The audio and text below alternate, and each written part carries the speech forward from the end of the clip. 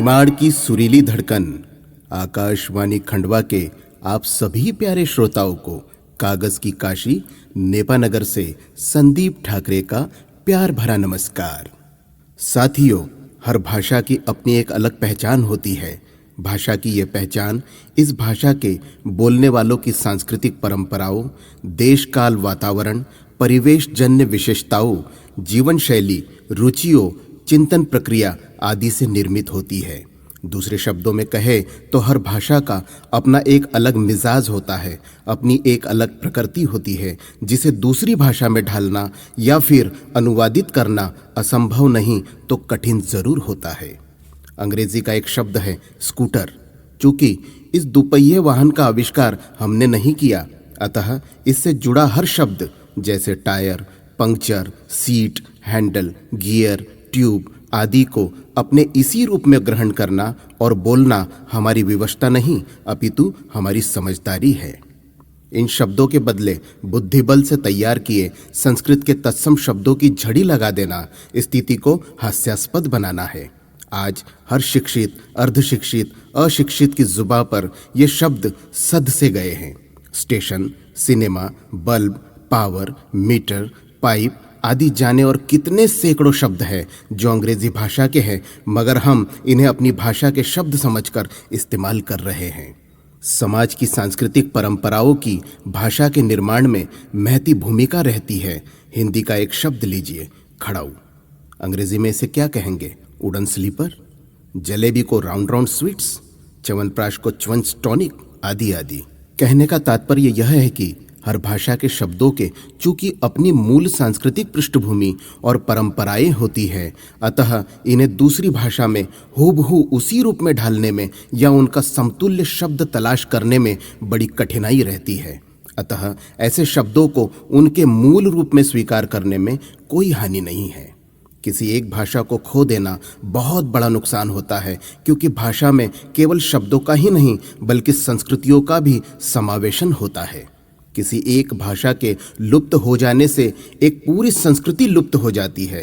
अनुवादक तथा दुभाषीय एक प्रकार के सांस्कृतिक दूत अर्थात कल्चरल एम्बेसडर होते हैं। इसलिए संयुक्त राष्ट्र ने अंतर्राष्ट्रीय अनुवाद दिवस के अवसर पर अनुवाद तथा अनुवाद विधा के महत्व को स्वीकारा है, जिससे यह संदेश दिया जा सके कि वैश्वीकरण के दौर में देशज भाषाओं को लुप्त होने से बचाया जाना अत्यंत आवश्यक है। ऐतिहासिक रूप से देखें तो ज्ञात होता है कि अनुवाद का उद्गम धर्म तथा धार्मिक ग्रंथों के प्रचार प्रसार से हुआ है, लेकिन धीरे धीरे समय बदलते हुए अनुवाद न सिर्फ धार्मिक क्षेत्र बल्कि सभ्यता, संस्कृति, संचार, वाणिज्य, व्यवसाय, अंतर सांस्कृतिक संवाद, पर्यटन, सॉफ्टवेयर, इंटरनेट आदि के लिए आवश्यक ही नहीं अपितु अपरिहार्य बन गया है।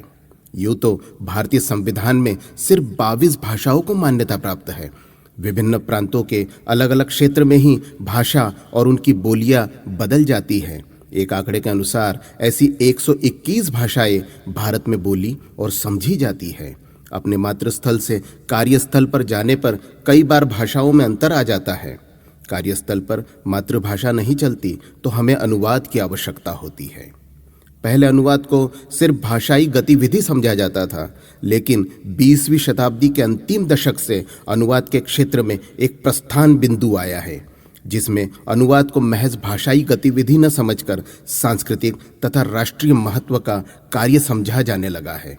इसके प्रमुख कारण हैं। पहला कारण है कि 21वीं शताब्दी अनुवाद की शताब्दी है। इस युग में अनुवाद के बिना जीवन में कल्पना भी नहीं की जा सकती। दूसरा कारण है कि अब Google, Amazon, Flipkart, Microsoft, Alibaba सहित विश्व की बड़ी बड़ी कंपनियां सभी देशों को अपनी वस्तुओं और सेवाओं को बेचना चाहती है तथा उन्हें भाषाई अवरोधों को तोड़ते हुए व्यापार में आगे बढ़ना है। आज फ्लिपकार्ट, अमेज़न, अलीबाबा, गोडैडी आदि प्रमुख कंपनियों की वेबसाइट्स का हिंदी तथा अन्य भारतीय भाषाओं में अनुवाद होना इस बात का प्रमाण है कि अनुवाद का महत्व बढ़ रहा है। तीसरा कारण है कि आज वैश्वीकरण के दौर में सभी देश एक दूसरे पर निर्भर है, क्योंकि कोई भी देश अलग थलग रहकर अपने नागरिकों को न तो अच्छी सुविधाएं प्रदान कर सकता है और न ही विकास कर सकता है। सभी साधन प्रदान करने के लिए किसी न किसी भाषा की आवश्यकता होती है। इसमें अनुवाद प्रमुख रूप से उभर कर सामने आता है। चौथा कारण है कि विश्व के सभी देशों के नेताओं को विभिन्न अंतर्राष्ट्रीय, राष्ट्रीय तथा क्षेत्रीय मंचों के कार्यक्रम में जाने के लिए अनुवादकों तथा दुभाषियों की आवश्यकता पड़ती है। सभी देश अपने यहाँ अनुवाद एवं निर्वचन को बढ़ावा देने में लगे हुए हैं। अब प्रश्न उठता है कि अंतर्राष्ट्रीय अनुवाद दिवस 30 सितंबर को ही क्यों मनाया जाता है। इसका कारण है कि 30 सितंबर को बाइबल अनुवादक सेंट जेरोम का पर्व मनाया जाता है, जिन्हें मुख्य रूप से न्यू टेस्टामेंट की ग्रीक पांडुलिपियों से बाइबल के अधिकांश भाग का लैटिन में अनुवाद करने के लिए जाना जाता है। उन्हें अनुवादकों का संरक्षक संत माना जाता है। उन्होंने हिब्रू सुसमाचार के कुछ हिस्सों का ग्रीक में अनुवाद भी किया। उन्होंने स्कूल में लैटिन सीखा और ग्रीक और हिब्रू में वे धारा प्रवाह थे, जिसे उन्होंने अपनी पढ़ाई और यात्राओं से सीखा था। जेरोम की मृत्यु 30 सितंबर 420 ईस्वी को बैथलहेम के पास हुई। उनकी पुण्यतिथि पर समूचे विश्व में अंतर्राष्ट्रीय अनुवाद दिवस पूरी गरिमा के साथ मनाया जाता है। कुल मिलाकर अनुवाद वो साधन है जो हमें भौगोलिक सीमाओं से उस पार ले जाकर हमें दूसरी दुनिया के ज्ञान, विज्ञान, कला, संस्कृति, साहित्य, शिक्षा आदि की विलक्षणताओं से परिचित कराता है। दूसरे शब्दों में, दुनिया में ज्ञान विज्ञान के क्षेत्र में हो रही प्रगति या अन्य गतिविधियों का परिचय हमें अनुवाद के माध्यम से ही प्राप्त होता है।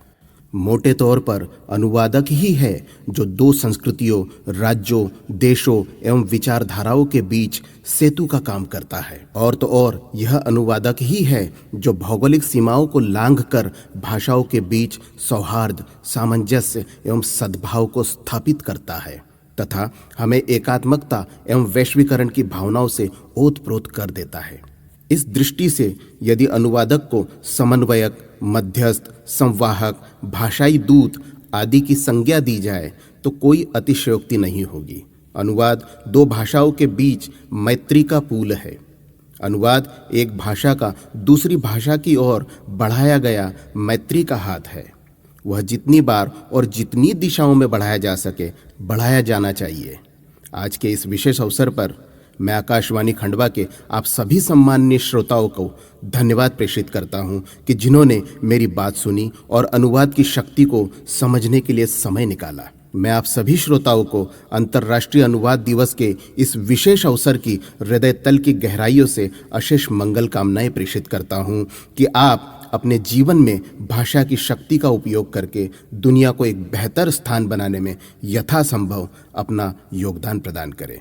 आइए अंतर्राष्ट्रीय अनुवाद दिवस के इस शुभ अवसर पर मतभेद और मनभेद भुलाकर हम दिलों को जोड़ने के लिए अनुवाद की शक्ति का उपयोग करें और वसुधैव कुटुंबकम की हमारी मूल अवधारणा को इस बहुभाषाई आधुनिक युग में और भी अधिक सशक्त करें, मजबूत करें। बहुत बहुत धन्यवाद। जय हिंद, जय भारत।